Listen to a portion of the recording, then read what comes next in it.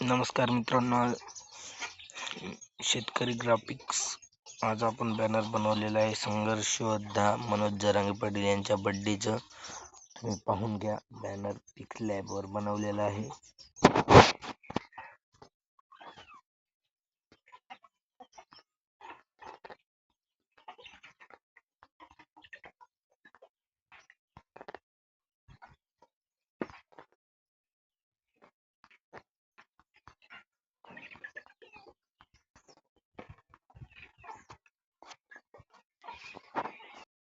हे बघा आपलं बॅनर.